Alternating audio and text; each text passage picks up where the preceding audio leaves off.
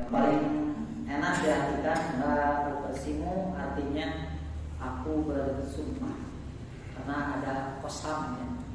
Qasam juga bisa diartikan qasam, artinya sumpah. Nah ini Allah Subhanahu wa taala bersumpah bihadzal baladi, dengan negeri ini. Kata balad memakai alif lam ma'rifah bermakna khusus. Artinya bukan sembarang negeri, tapi negeri yang telah dimaksud. Makanya apa makna negeri ini? Dalam kitab At-Tabari, Abu Ja'far At-Tabari menukil berbagai pendapat para ahli tafsir, wabil khusus dari kalangan sahabat dan tabi'in. Jadi ini ciri khas At-Tabari, sistematika penafsirannya, karena beliau ini mufasir yang paling dekat zamannya dengan Rasul. Jadi tahun 480 beliau ini, ya. Tahun 480 ya wafatnya. Nah ini berarti zamannya hampir masuk generasi salaf gitu ya. Berarti masa khalaf gitu ya. Dari 300 sampai ke sini riwayat. Makanya penafsirannya lebih otentik karena berdasarkan, maksudnya itu berdasarkan pendapat Allah, berdasarkan keterangan Allah dalam Quran, berdasarkan hadis Rasul, karena Rasulullah adalah ahsana tafsir. Rasulullah sebaik-baiknya tafsir. Apa makna al-balad? Kata beliau dari Ibnu Abbas, makna Makkah. Wa an Mujahid, dari Mujahid tabi'in, Makkah. Kemudian Ikrimah, Makkah. Dan Ibnu Mas'ud juga makna Makkah. Jadi Allah Subhanahu wa taala bersumpah dengan negeri ini, artinya adalah negeri Makkah. Makkah ini merupakan salah satu tempat yang telah disucikan oleh Allah, telah diharamkan oleh Allah, diharamkan dari berbuat pelanggaran-pelanggaran, kemudian diharamkan, dimuliakan, tidak boleh ada orang-orang kafir. Jadi Makkah ini sudah diharamkan sebenarnya sudah jauh-jauh hari sejak zaman Nabi Ibrahim. Ketika Nabi Ibrahim alaihissalam beliau mentahbiskan tauhid ataupun menancapkan bendera tauhid di dunia ini, ya. Karena beliau ini Abu Tauhid, ya, bapaknya tauhid. Ketika manusia dulunya sudah punah yang bertauhid, ya. Kali ya, bisa-bisa zaman bertauhidnya bisa punah. Latakumus sa'ah la yuqalu Allah wa Allah, tidak akan kiamat sampai tidak ada yang mengatakan Allahu Allah, ya. Atau la yuqalu la ilaha illallah. Artinya mungkin saja pas hari kiamat nanti akan punah lagi ahli tauhid. Mungkin dengan kematian oleh Allah, gitu ya, dengan angin yang segar itu semua tercabut orang-orang yang bertauhid, tinggal siapa? Tinggal bukan ahli tauhid, orang-orang kafir dan munafik. Nah, Nabi Ibrahim mengharamkan tanah Mekah ini sehingga haram di Mekah ini ada praktek-praktek kemusyrikan. Ya. Akan tetapi lambat laun terus berjalan waktu, orang-orang sudah mengabaikan keilmuan. Katanya sudah 20 abad, bayangkannya keselamaannya 20 abadnya. Kurang bayar sampai sabar abad ya Rasulullah teh. 15 abad, 5 abad deui da kurangna itu dari zaman Nabi Ibrahim itu 20 abad sampai masa Bani Muza'ah berkuasa, ternyata berubah juga. Ya. Negeri yang telah diharamkan oleh Nabi Ibrahim ternyata dimulai dari pemimpin Bani Muza'ah yang bernama Amr bin Luhai. Beliau mendeklarasikan politeisme, ya. Nah, politeisme teh, menyembah berhala, gitu. Politeisme bahasa keren namanya, namanya menyembah berhala. Ya. Berubah asalnya monoteisme Mekah sebagai negeri yang menyembah Allah satu-satunya akhirnya bergeser selama kurang lebih 300 tahun. Jadi Amr bin Luhai itu dari tahun 300 Masehi ya, sampai masa Rasulullah tahun 500 itu hampir 300 tahunan ya. Dan dari generasi-generasi itu telah berubah ya, ajaran tauhid menjadi ajaran penuh dengan kesyirikan gitu kan. Makanya Rasulullah SAW itu begitu merindukan ya. Ketika sebelum diangkat menjadi Rasul pun Rasulullah itu terjaga ya. Secara akidah Rasulullah ini lebih setuju mengikuti ajaran Hanafiyatus Samhah, itu ajaran tauhid ya. Nabi Muhammad itu mengikuti ajaran tauhid, tidak pernah menyembah.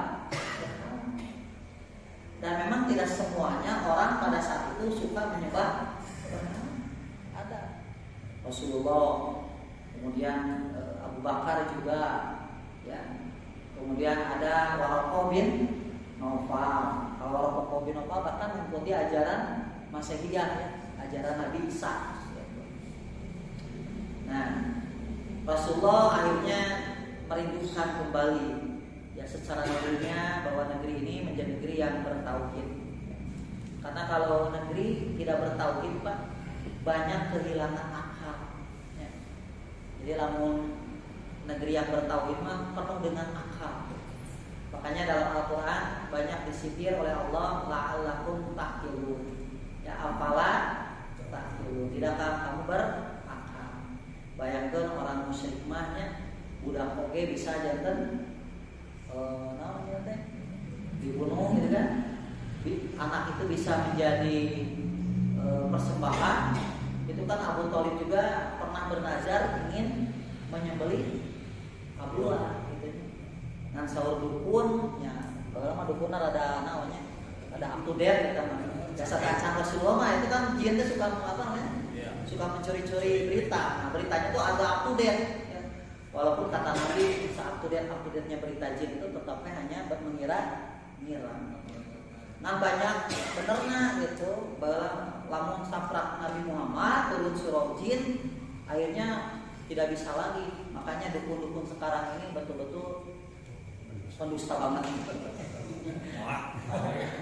Dukun dulu juga pendusta ya, 1% bohong gitu. 80%, waduh. Ya. Kata dukun jangan, ini akan jadi orang penting. Saking percayanya orang-orang saat itu pada dukun, maka yang menjadi pegangan itu adalah perdukunan, paranormal. Makanya rahimahullah pada saat itu banyak tidak masuk akal.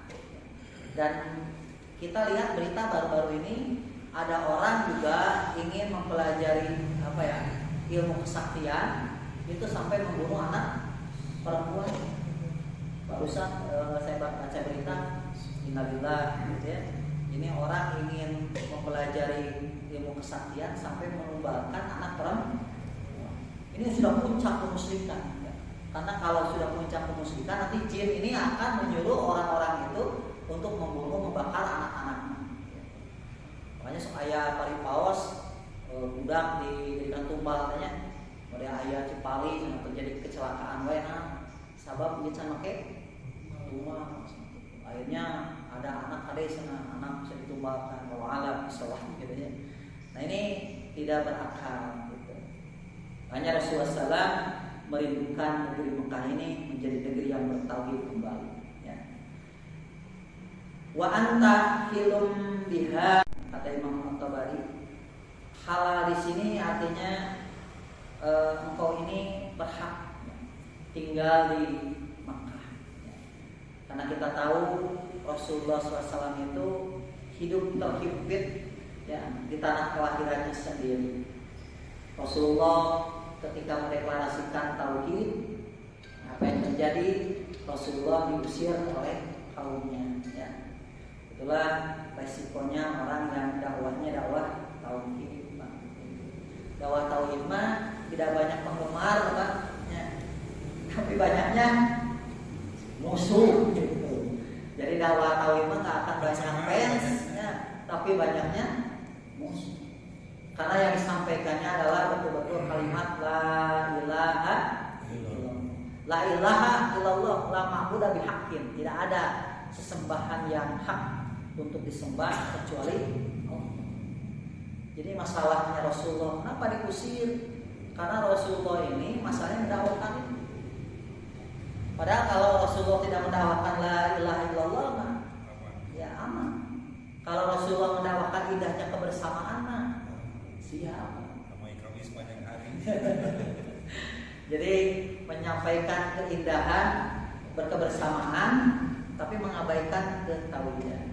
Karena Rasulullah pernah ditawarkannya, ya Rasul kumaha lamun ayeuna mah ieu we satahun abdi nyeri sana ibadah teh. Anjeun. Setahun kemudian engkau yang ikut 1 tahun berikutnya terus bergantian. Lalu kata bahasa sekarang mah itu plotisme ya, pencampur adukan. Gitu. Sebenarnya orang-orang liberal juga udah mulai merintis banyak bahwa agama ini mulai desakralisasi agama. Bagaimana? Pertama bahwa setiap agama ini adalah benar. Ya. Kemudian kitab suci bersifat universal, gitu kan. Boleh dikaji oleh siapapun, boleh diamalkan siapapun. Makanya mulai doa bersama. Ayeuna misalkan ustaz doana yamin ke pendetanya, misalkan Allahumma qbil misalkan cek ustaz ya Allahumma qbil mu'minina. Amin. Cek pendeta gitu. Yesus memberkatimu. Amin. Yesus memberkatimu. Atau nanti bagian pendeta semoga Tuhan Yesus memberkatimu amin gitu. Berarti saling menyetujuinya. Berarti orang sadaya sudah tidak ada lagi sekat ya di antara agama dan keyakinan. Bahkan kata almarhum Ustaz Sidik dulu waktu ada isu-isu blokisme itu kata beliau begini cara menggambarkannya, meureun keman sana. Setiap orang boleh mencicipi nikmatnya spiritual keagamaan masing-masing. Jadi kalau hari Minggu katanya umat Islam boleh kebaktian di gereja terbuka. Dan nanti hari Jumat orang Kristiani boleh merasakan nikmatnya nurutan ke Jumat. Saya sedikit pakai itu. Ini dulu terbayang logis. Tapi ternyata indikasi pencampur adukan keyakinan ini ternyata mulai terlihat mulai tahun 2000-an ya 2000 saya udah lulus di UIN mulai terasa kalau ternyata yang dirintis oleh kurikulum itu udah mulai terasa. Nah Rasulullah SAW itu pernah ditawarkan turun ayat yang membantah itu turun surat Al-Kafir. La a'budu ma wala antum a'biduna ma tunggu teh lakum dinukum bagimu agamamu bagiku agama. Jadi tidak bisa ada pencampur adukan bahwa yang disebut dengan apa ya toleransi itu bukan seperti yang dibayangkan sekarang, tapi Islam mengajarkan lakum dinukum silakan Anda beribadah dan jangan paksa kami untuk mengikuti agama Anda. Kami pun tidak ada paksaan untuk memaksa Anda untuk yakin kepada agama kami. Jelas Al-Quran la ikraha fiddin. Nah, ini ayat ini untuk non muslim. Tapi kalau muslim tidak bisa digunakan. Hai orang sholat la ikraha fiddin. Hai orang diajak sholat mah harus dipaksa namanya umat Islam. Kadang salah gunakan pemimpin muslim yang muslim saling mengingatkan watawasaw bil haq watawasaw bis. Tapi ketika ada kita nasihati bahwa dia itu ada kesalahan, laku minumlah amaluna. Padahal nggak ada amalun di Quran, ada kayak li amali wa lakum amalukum, bagiku amalku bagimu amalku. Itu pun sama laku dihukum. Jadi ulama tong anti gitu, pami aya saling naon namina teh saling menasehat. Eta teh lepat gitu nya walaupun salat takbiratul ihram teh sanes kieu gitu. Ieu aduh atau diluruskeun teh keadaan pas dia teh dicarek teh sanes kieu tapi teh kieu mun Allah itu cerewet cerewet. Nah ini penafsiran yang pertama, engkau Muhammad halal di negeri ini. Jadi Rasulullah diusir berjuang menyampaikan tauhid selama 13 tahun. Kemudian akhirnya tidak memungkinkan lagi hijrah dari Makkah ke Yasrib atau Madinah. Nah, ini Rasulullah itu lama terbuang ya dari negerinya sendiri selama 10 tahun. Makanya Rasulullah itu ada ingin umroh ya. Pernah ingin umroh, namanya umroh Hudaybiyah itu kan. Ternyata Rasulullah itu udah tidak terbendung kerinduan hatinya ingin masuk ke negeri Mekah. Jadi urang tehnya naon sok bapak-bapak hoyong mudik ya. Nah hoyong mudik ya. Aya tasarin rindu ya. Enak terus diraca ekek tapi anggar we modaya ka Jambi nya Pak nya ka Jambi. Aya mudik gitu. Aya kepada larang ya ngan abdi we teh mudik-mudik teh dieu. Abdi mah ieu dalur hijrah tempat hijrah. Ya, jadi Rasulullah ada. Jadi Rasulullah halal kata Nabi, halal. Yang mengharamkan itu mereka. Yang mengharamkan kau tinggal di sini Muhammad adalah mereka orang-orang Quraisy. Saudara-saudaramu sendiri. Ya, gara-gara kalimat tauhid Rasulullah terusir dan para sahabat. Nah, penafsiran yang kedua, wa anta hilum bihadal balad, artinya Muhammad boleh ya, berperang di kota Mekah. Gitu kan. Jadi kalau kalau di Mekah itu kan diharumkan oleh Allah, la tuqatiluhum indal masjid. Di Masjidil Haram apa? Kalau kita umroh kan serba dilarangnya. Temunang, petak-petik gitu kan. Tidak boleh berburu misalkan aya onta diburu gitu. Batalnya umroh lagi enggak boleh. Kecuali kalau berburu binatang laut ya dalam surah Al-Maidah. Kemudian tidak boleh rofas, tidak boleh berjidal ketika dan pamiu di Mekah ini harus berbuat aman. Ya.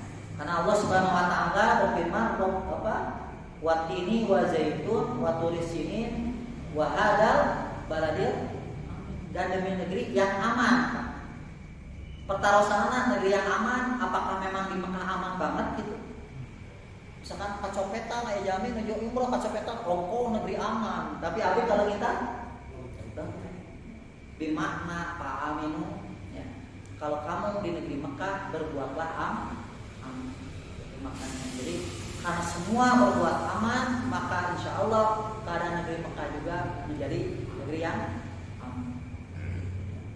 jadi Rasulullah tidak boleh memerangi. Makanya ketika terjadi di bulan Haram, ya Rasulullah sahabat Rasulullah membunuh seseorang di Mekah. Kemudian orang-orang musyrik mengatakan Muhammad telah melanggar bulan yang haram. Itu sahabat. Turunlah ayat wal fitnatu asyaddu minal qatl. Fitnah itu lebih kejam daripada fitnah dalam artian mengusir Muhammad dan para sahabat, kemudian memerangi Muhammad di Mekah itu lebih kejam minal qatli daripada perbuatan sahabat Nabi membunuh seseorang di bulan haram. Ya. Itu maksudnya. Jadi pertumpahan darah itu tidak sebanding dengan sikap orang musyrik yang mengusir Rasul. Nah, ieu ayat itu seperti salah dalilnya. Mana fitnah urangnya, fitnah lebih kejam dari pembunuhan. Quran ge wal fitnah asyaddu minal. Padahal ayatnya teh nyambung jeung urusan. Da fitnah dina bahasa Arab mah sanes fitnah. Naon? Tuhmah atau buhtan. Ngan fitnah dalam bahasa Arab bisa artinya dosa, bisa artinya peperangan, kekacauan, bisa berarti apa ya? Keburukan fitnah itu. Tapi dina bahasa urang mah fitnah teh menuduh orang. Makanya jangan memaknai Quran dengan bahasa kita. Ya. Jadi bagaimana orang menafsirkan dengan bahasa kita. Oh, mana nuduh orangnya dulu lebih bijak dari membaca Quran ge. Atau dalam masalah salah penafsiran di Quran. Ya. Masalah ulang tahun saja itu ada dalilnya, gitu kan? Ya. Salamun yauma wulidtu wa yauma amutu wa yauma ub'atsu hayya. Keselamatan hari aku dilahirkan. Tuh nya dina Quran ge aya selamat di hari dilahirkan. Berarti aya dalil ulang tahun teh. Nah ini riwayat dari rahimahumullah pernah ada di satu grup itu ada orang yang ketika ada yang apa ya ultah gitu ulang tahun langsung ayat ngasih ayat salamun yauma wulidtu wa yauma amutu wa yauma ub'atsu simpurin kasinggung orang tafsir hadis kasinggung langsung berebet tafsirna atau balik ya ayat teh lain dalil jangan ulang tahun ya ayat teh menunjukkan Nabi Isa berkata salamun yauma wulidtu aku selamat ketika aku dilahirkan ya aku lahir, aku selamat ketika aku mati, ketika orang-orang menuduh bahwa dia disalib, ya. Dan aku selamat di hadapan Allah ketika aku dibangkitkan atas kemusyrikan umatnya. Nabi Isa itu selamat, tidak akan menanggung pertanggung.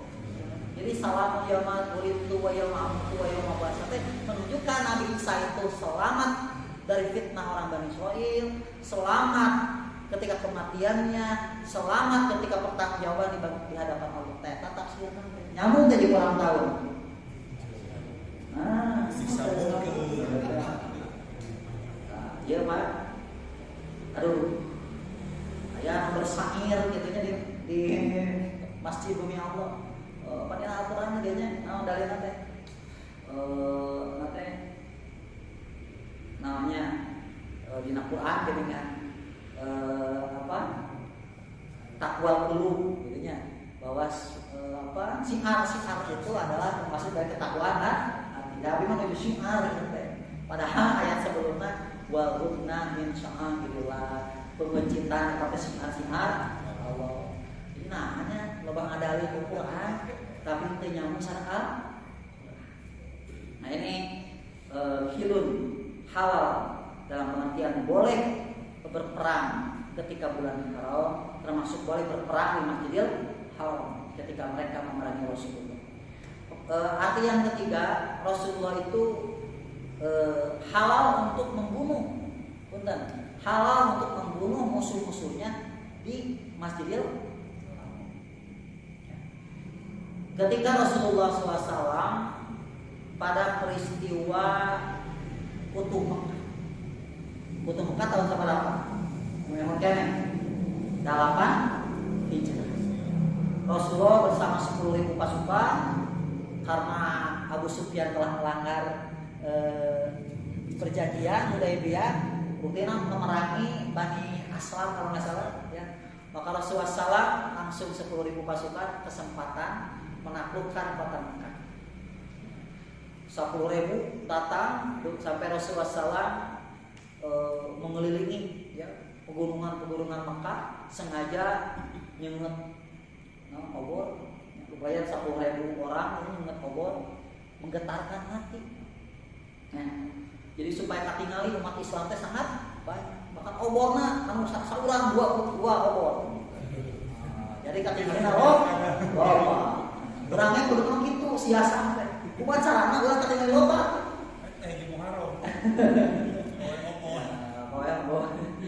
Nah, Rasulullah SAW kelihatan sampai Abu Sufyan dengan Hindu mengatakan kata Hindu, ini lain lawannya ya. Segera engkau unjukkan kepada Rasulullah. Akhirnya Abu Sufyan menunjukkan sebagai pemimpin satu-satunya pemimpin Mekah datang kepada Rasulullah SAW yang pada saat itu ada di kemahnya. Ya. Abu Sufyan meminta Rasulullah untuk menjamin keselamatan. Sampaikan ke Umar bin Khattab derajat Abu Sufyan nungguan naon deui. Sok kira bersahadat kan. Lamun teu sahadat dipenggal saya gitu kan. Coba Umar bin Khattab tapi eta mah Abu Sufyan dengan berbelit-belit tapi akhirnya mah ya masuk Islam juga Abu Sufyan. Maklum Pak beda. Rasulullah itu ada strategi dakwah kepemimpinan. Contoh ketika dengan Bani Musthalib pemimpinnya itu kalah gitu kan, bahkan ditawan itu orang-orang itu Rasulullah kan menikahi Zainab binti Uzaimah itu perempuan anak pemimpin Bani Musthalib. Rasulullah itu langsung menikahi Zainab dan mas kawinnya adalah ayahnya dibebaskan. Kemudian seluruh pengikut Bani Musthalibnya yang ditunjuk ayahnya dibebaskan. Akhirnya bersahadat. Jadi Rasulullah nikah teh sagawayahnya. Katanya pejabat gitu. Orang ditawan pejabat korupsi. Diampuni ya, pas kawin. Sudah asup Islam gitu. Korupsi. Tuh nyambungnya. Ya. Nah ini Abu Sufyan gengsinya tinggi. Padahal Abu Sufyan teh sahabat. Abu Sufyan teh pemimpin dan mertua Rasul. Pada saat itu Abu Sufyan sudah terikat menjadi mertuanya Rasulullah. Nah, sabab putrina Ummu Habibah. Ummu Habibah teh terjanten di garwa ke Rasul. Nah, Ummu Habibah itu dinikah tahun 7 Hijrah melalui utusan Utsman bin Affan. Jadi anu akad nama Utsman. Ya, tapi anu resmina Rasul. Jadi orangnya boleh Pak, lamun bade diakad diwakil boleh. Tapi anak nikah saya terima nikahnya untuk saha Ustaz Hendar jangan gitu. Ya, Ummu Habibah menjadi istri Nabi dan otomatis Abu Sufyan ini menjadi mertua. Dan belum ya. Nah ini akhirnya Abu Sufyan masuk Islam dan kata Nabi barang siapa yang masuk rumah Abu Sufyan ketika masuk ke Mekah itu dia aman. Barang siapa yang masuk Masjidil Haram aman. Tapi lamun nyegat Rasul berarti dia ngajak perang. Dan pada saat itu ayat menyegat Pak. Yang tidak menyerah ada di antaranya Ikrimah bin Abi Jahal. Ikrimah itu masih mesantang. Ingatnya bapaknya Abu Jahal mengampuni amnesti pertama Ikrimah bin Abu Jahal. Yang kedua mengamnesti istrinya Abu Sufyan yaitu Hindun. Padahal Hindun pernah menyakiti hati Rasul, yaitu pernah membelah dadanya paman Rasul, meminta maaf kepada Rasul. Kata orang Yahudi baca ke Mekah saat itu supaya bisa memaafkan orang-orang yang pernah menyakiti. Maka orang sebagai dai ilallah, sebagai dai kudu bisa memaafkan ketika sanggup membalas. Dina hiji mangsa ayeuna anu ngewa ka urang, anu naon anu anjing ka urang karena dakwah tauhid dan dakwah Quran Sunnah, mereka istislam, mereka minta maaf, maafkan jangan. Maafkan. Ketika kita sanggup membalas. Akhirnya Rasulullah memaafkan Ikrimah. Tapi ada orang yang tidak dimaafkan Rasul. Namanya Ibnu Khattal. Ibnu Khattal ini adalah orang ahli syair yang suka memprovokasi manusia dengan sair-sair. Untuk apa? Untuk orang-orang benci kepada Rasul, orang benci kepada Islam, orang benci kepada sahabat-sahabat Nabi, benci terhadap apa yang berkaitan dengan agama Allah. Ibnu Khattal pada saat itu oleh Rasul disuruh untuk dibunuh. Nah, bahkan beliau Ibnu Khattal ini memegang kiswah Ka'bah dan mengatakan, "Aku berlindung dengan kiswah ini," gitu kan. Oleh Rasul tetap dibunuh. Orang-orang ribut. Rasulullah membunuh manusia di depan. Apa yang Allah mengatakan, wa anta antahilum bihadal, kamu halal membunuh yang dikehendaki di negeri ini. Jadi memang musuh-musuh Rasul itu tidak semuanya diberi ampun, tapi kebanyakan memang diberi ampun, tergantung kesalahannya. Ari anu sifatna memusuhi Nabi secara pribadi, si Ibnu Ikrimahnya, Rasulullah bisa memaafkan. Membenci Rasulullah secara pribadi, Rasulullah bisa memaafkan. Tetapi kalau sudah dosanya itu terhadap Islam, dosanya itu telah menghina agama, itu mah Rasulullah tidak ada maaf bagimu. Ya, makanya itulah bedanya Rasulullah SAW dengan kita. Kalau yang berkaitan dengan pribadi, Rasulullah mah bisa memaafkan. Kalau berkaitan dengan agama, Rasulullah akan bersikap tegas. Hari urang mah kadang-kadang dibalik. Lamun agama urang diinjak-injak urang mah hare-hare. Tapi lamun dia mah nganyingung urang saeutik urang. Wah. Kadang ieu prihatin. Ya. Kenapa kita peduli dengan Palestina? Mengapa kita sangat peduli dengan orang-orang Palestina? Karena bukan karena nilai kemanusiaan saja, karena ada nilai agama. Al-Muslim, akul Muslim, inama mu'minuna ikhwat. Ya, al-mu'minu lil mu'min kagudian syubba gum. Celetuk kayak nyarita Palestina bukan urusan kita.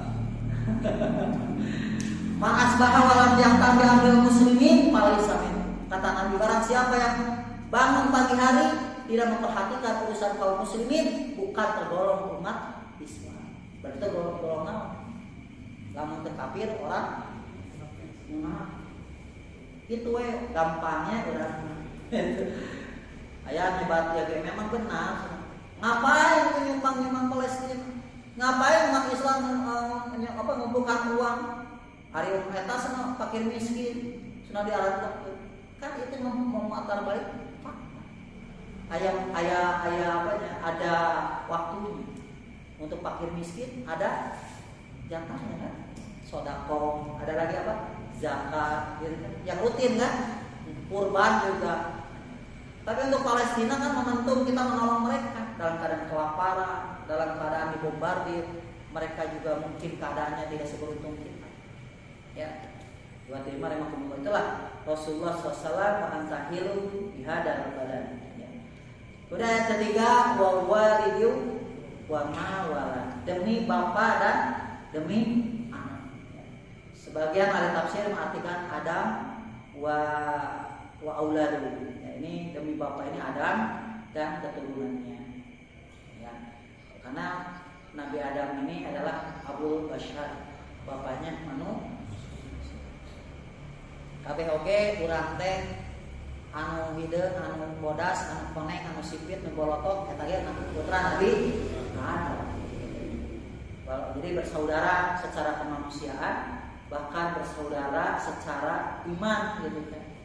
Kalau dulu kan satu ketauhidan, satu turunan, satu tempat ibadah dulu. Walaupun akhirnya ada kebengkokan gitu kan. Tapi yang paling kuat penafsirannya adalah wawalidi wa mawalad adalah Nabi Ibrahim dan Nabi Ismail. Karena terkait dengan Mekah, bahwa nenek moyang yang meninggali Mekah itu adalah Nabi Ibrahim dan Nabi Ismail, yang menemukan Kan'an, kemudian Quraisy dan Rasulullah SAW. Sadarnya membentuk ayat Pak. Ada baca. Satu ayat lagi ya. Sampai ayat 4. Laqad khalaqnal insana fi kabad. Sungguh kami telah menciptakan manusia dari susah payah. Jadi manusia itu prosesnya sangat susah. Jadi manusia itu harus bersyukur ketika dilahirkan ke dunia ini, karena manusia itu sangat susah. Lahir mah susah, lahirnya minum kurang teh. Dilahirkan oge susah, hayang nyusu oge kan gitu kan. Susah. Hayang makan oge, hayang nangtung oge susah. Tuh naon teh? Geus dewasa oge ayeuna neangan gawe susah. Nah, segala susah inilah perkembangan Isa Nabi Muhammad. Ya, sampai nanti meninggal pun kita akan kesulitan dan kepayahan. Nah inilah tafsir surah Al-Balad ayat 1 sampai 4. Masih panjang, mudah-mudahan kita bisa membahasnya ya. Masih panjang ini. Tapi yang jelas bahwa Quran surah Al-Balad ini berbicara tentang Rasulullah dan juga berbicara tentang Mekah. Kalau Mekah diharamkan oleh Ibrahim, kalau Nabi mengharamkan mana? Madinah. Ya. Jadi dua orang ini, Nabi Ibrahim, Nabi Muhammad mengharamkan dua tempat, yaitu Mekah dan Madinah. Bahkan satu lagi diharamkan oleh Allah sendiri langsung, yaitu Masjidil Aqsa. Diharamkan. Jadi tiga tempat diharamkan oleh kudu nama orang Israel kan tong aya kan dirinya. Padahal nama tong aya ada kerja berhak orang Israel. Ya, aya nama loba ngaharam ke tanah-tanah dengan nambahan. Ya, nabi palsu banyak yang Mirza Ghulam Ahmadnya. Mana tanah haram teh? Kodiannya. Karbala. Ayeuna aya Karbala, tanah suci nanya. Geus dilu lah kebal teuing. Nah, qul qouli hada wa astaghfirullah li wa lakum. Assalamualaikum warahmatullahi wabarakatuh.